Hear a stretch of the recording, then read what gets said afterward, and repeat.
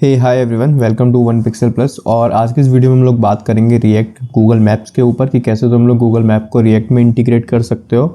और इस वीडियो में हम लोग देखेंगे कि कैसे तुम लोग मार्कर्स दिखा सकते हो और इन्फो विंडोज़ दिखा सकते हो और कैसे तुम लोग गूगल मैप्स में शेप्स के साथ खेल सकते हो। जैसे यहाँ पे हमने सर्कल बना रखा है, रेक्टेंगल और square, what ever it is, जो भी तुम्हें करना है तुम कर सकते हो। और मार्कर्स पे कैसे तुम एक लेबल दे सकते हो और कैसे उसमें कस्टम आइकन्स लगा सकते हो। तो यही सारी चीज़ें आज के हम इस वीडियो में देखेंगे, ठीक है।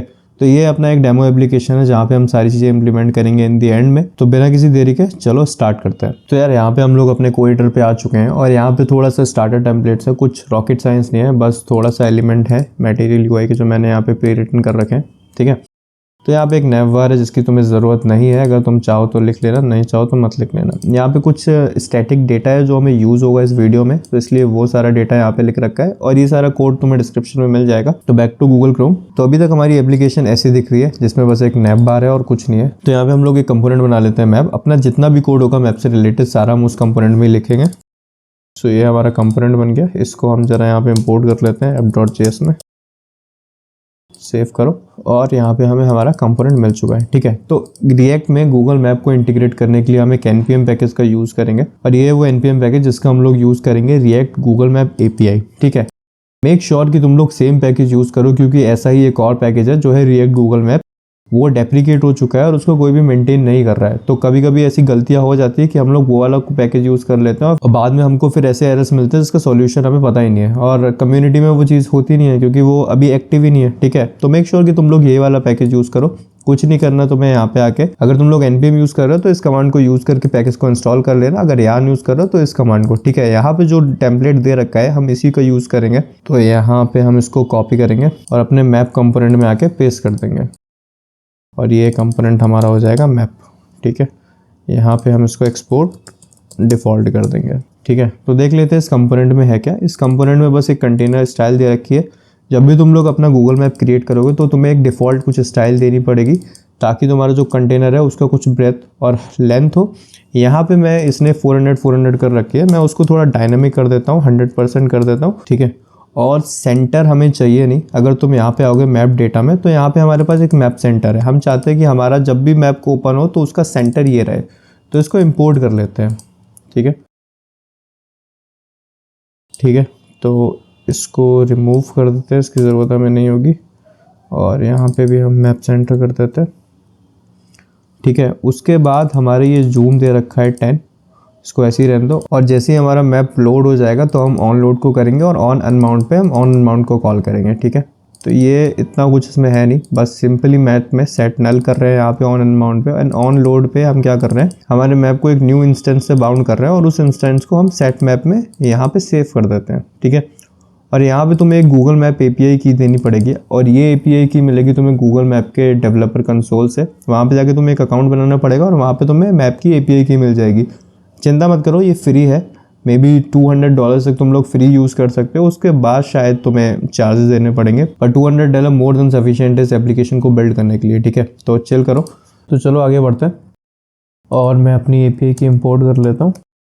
ये API की तुम्हें यहाँ पे देनी पड़ेगी और एप्लीकेशन पे वापस जाने से पहले हम app.js में जाते हैं और यहाँ पे इसको थोड़ी सी विड्थ दे देते हैं, 100% कर देते हैं और इसकी हाइट कर देते हैं 90 व्यू पोर्ट और पैडिंग कर देते हैं 4, ठीक है। अब एक बार एप्लीकेशन पे जाके देखते हैं और रिफ्रेश करो और हमारा मैप लोड हो गया है। पर अभी क्या देख रहा हूँ मैं कि हमारा मैप बहुत ज़्यादा जूम है, तो मुझे चाहिए कि वो थोड़ा कम जूम हो। तो उसको कैसे सेट करेंगे, तो यहाँ पे हमारे पास एक जूम है पर ये काम नहीं करता, हमें इसकी ज़रूरत नहीं है, इसको हटा दो।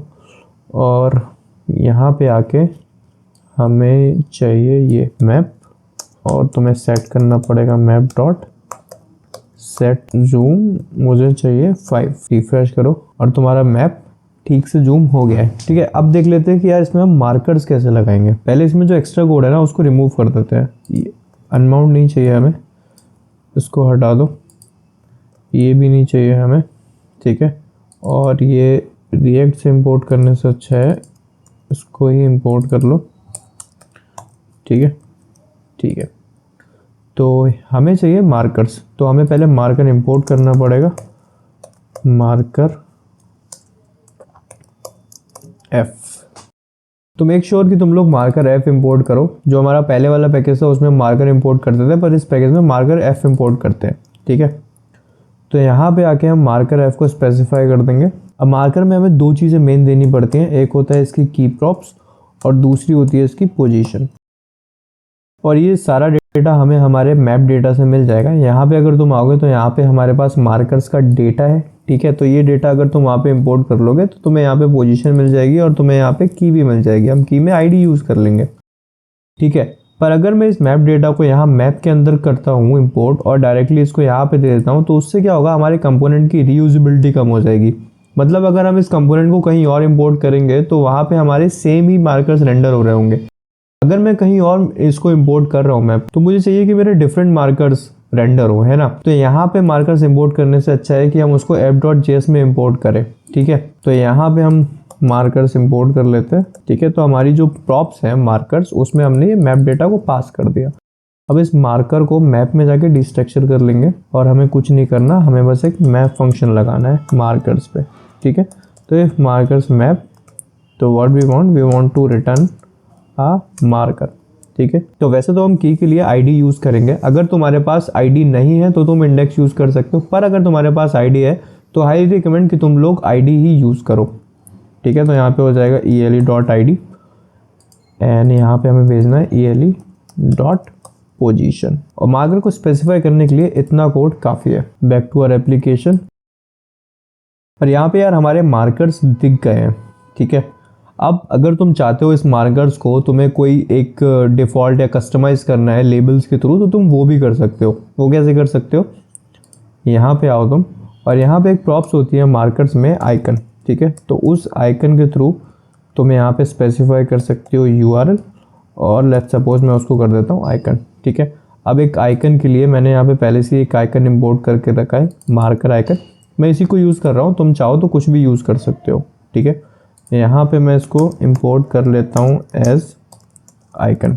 ओके, सेव करो and back to our application. और यहाँ पे हमें हमारे कस्टमाइज मार्कर्स मिल गए हैं, पर अभी इनका साइज़ बहुत ज़्यादा है, उसको थोड़ा कम कर लेते हैं। तो साइज़ को कम करने के लिए तुम्हें यहाँ पे एक प्रॉपर्टी देनी पड़ती है स्केल्ड साइज। उसको थोड़ा यूनिक वे में स्पेसिफाई करते हैं। हमें पहले करना पड़ता है new window dot Google dot maps dot size. उसके बाद यहाँ पे तुम साइज स्पेसिफाई करो। ये हो गया तुम्हारा हाइट और एक हो गया तुम्हारा बर्थ।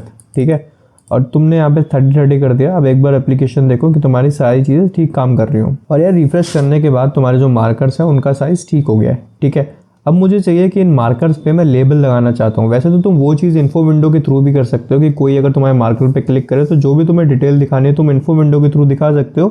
पर फिर भी मैं एक लेबल की प्रॉपर्टी होती है यहाँ पे मार्कर में, वो काफ़ी हेल्पफुल लगती है कभी कभी, तो मैं उसको भी दिखाना चाहता हूँ तुम्हें। ठीक है, तो मुझे ये आइकन नहीं चाहिए, मुझे डिफ़ॉल्ट आइकन ही चाहिए।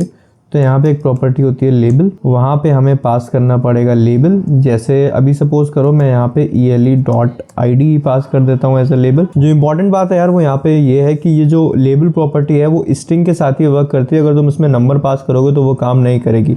ठीक है, तो अभी मैंने यहाँ पे आईडी पास किया है एज अ लेबल, पर उसको मैंने स्ट्रिंग में कन्वर्ट कर लिया विद द हेल्प ऑफ टेम्पलेटर।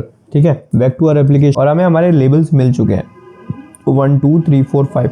अगर तुम इसका कलर चेंज करना चाहते हो तो वो भी कर सकते हो। तो उसके लिए तुम्हें यहाँ पे आके इसको पहले तो हटाना पड़ेगा, इसको एक ऑब्जेक्ट पास करना पड़ेगा, और टेक्स्ट में तुम्हें वो देना पड़ेगा जो तुम्हें एक्चुअल में लेबल चाहिए। और उसके बाद एक प्रॉपर्टी यहाँ पे तुम्हें कलर की देनी पड़ेगी। लेट्स सपोज मुझे चाहिए वाइट कलर। ठीक है, सेव करो, बैक टू आवर एप्लीकेशन, और यहाँ पे हमारे लेबल्स का कलर वाइट हो चुका है। ठीक है, तो यार मार्कर्स में तो इतना ही था, और इसके बाद हम लोग इन्फो विंडो देखेंगे। तो मार्कर्स के लिए इतना काफ़ी है, बट स्टिल अगर तुम्हारा ऐसा कोई केस है जो मैंने कवर नहीं किया तो मैं हाईली रिकमेंड करूँगा तुम्हें डॉक्यूमेंटेशन के लिए।